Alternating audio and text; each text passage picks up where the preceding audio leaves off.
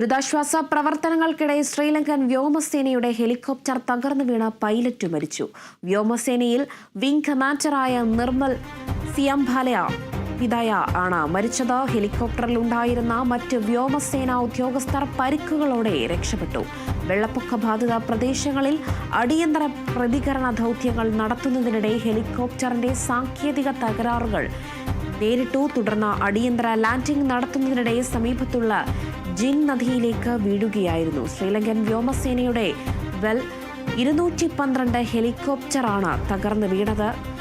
Pilot Nirmal ഉൾപ്പെടെ 4 പേരാണ് ഹെലികോപ്റ്ററിൽ ഉണ്ടായിരുന്നത്. നാട്ടുകാരും സ്ഥലത്തുണ്ടായിരുന്നവരും രക്ഷാപ്രവർത്തകരും ചേർന്ന് എല്ലാവരെയും അടുത്തുള്ള ആശുപത്രിയിലേക്ക് മാറ്റിയെങ്കിലും പൈലറ്റ് നിർമ്മൽ മരിച്ചതായി വ്യോമസേന പിന്നീട് സ്ഥിരീകരിച്ചു.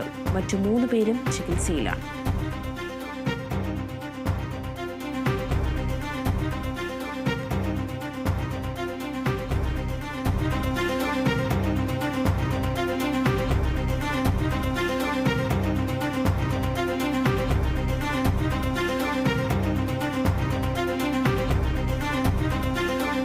ചുഴലിക്കാറ്റിനെ തുടർന്നുണ്ടായ ദുരിതാശ്വാസ പ്രവർത്തനങ്ങൾക്കിടയിൽ ശ്രീലങ്കൻ വ്യോമസേനയുടെ ഹെലികോപ്റ്റർ തകർന്നു വീണ പൈലറ്റ് മരിച്ചു എന്നൊരു വാർത്തയാണ് നിലവിൽ വന്നിരിക്കുന്നത്.